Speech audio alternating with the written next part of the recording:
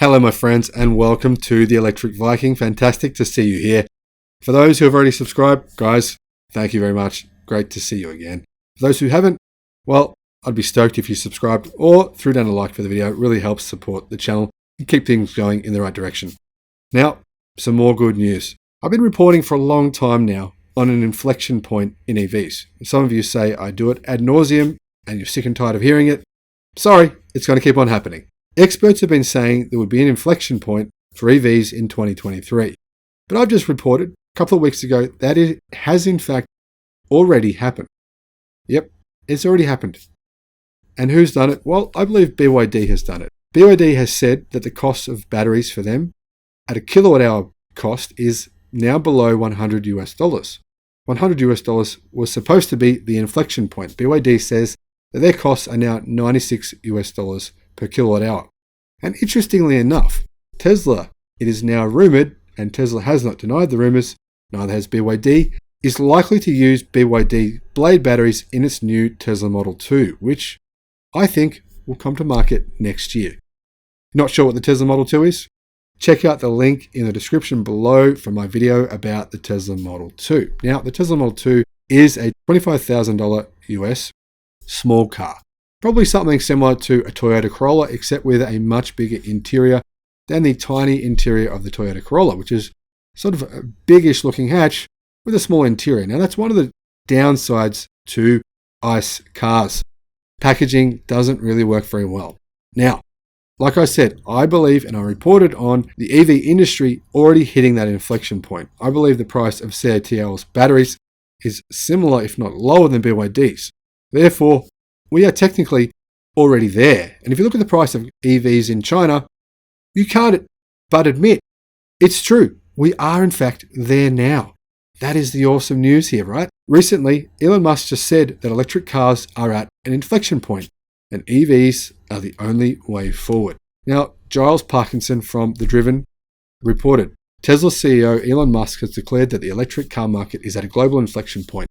As the so-called EV upstart delivers its first billion-dollar quarterly profit and establishes itself as both the fastest growing and one of the most profitable car companies in the world. Now remember, car industry margins are minuscule.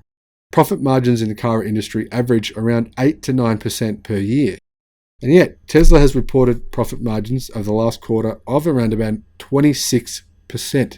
26%. Now imagine if Tesla sold their vehicles at an 8 to 9% profit margin. What would the price be then?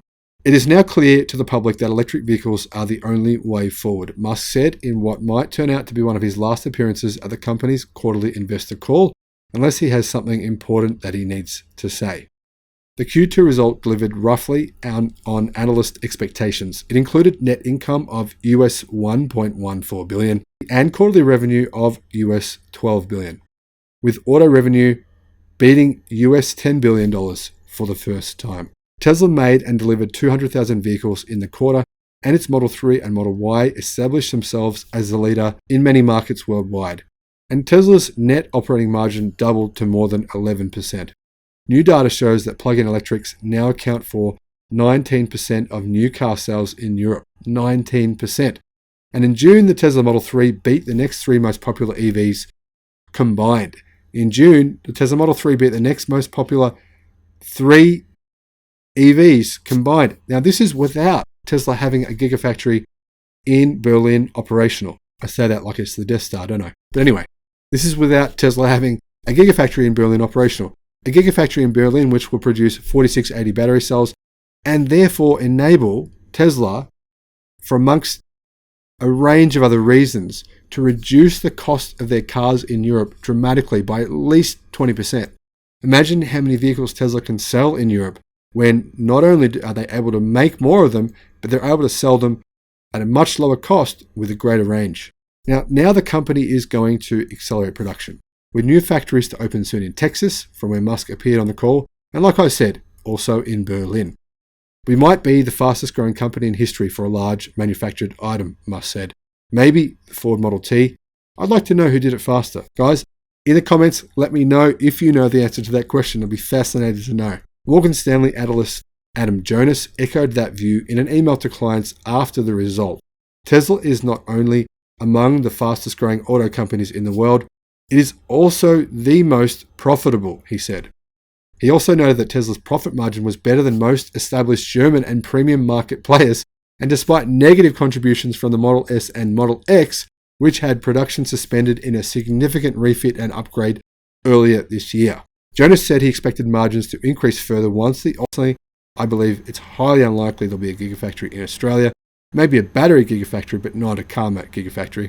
India, I also think that's highly unlikely as well. Jonas believes that most of the value of Tesla lies not in the auto business per se, but in energy, mobility, and ride sharing, as well as insurance, network services, and third-party powertrain and battery services.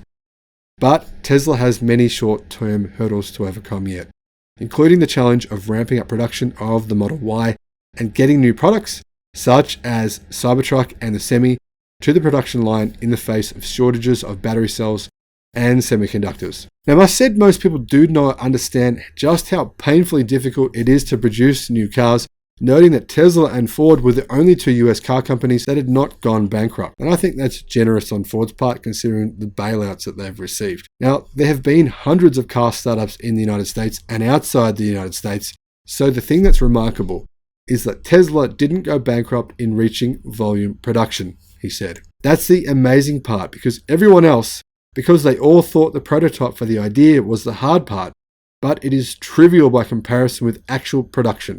It's always worth noting that of all the American car companies, the only two that have not gone bankrupt are Ford and Tesla. Right now, Musk says Tesla is inheriting all the force majeures on Earth, in reference to the supply shortages on cells, chips, and other items. You are only as good as the unluckiest supplier. You are moving as fast as your least good supplier, he said. Musk said the Cybertruck could be the best car ever, but was a considerable challenge because of the sheer scale of unexplored territory. But he said there was no doubt about where the future lies, in autonomous electric vehicles. Tesla has recently focused on camera-only self-driving, and said on Tuesday morning that once it proves to be twice or three times safer than human drivers, it would be unconscionable not to allow autopilot. And I personally agree with him.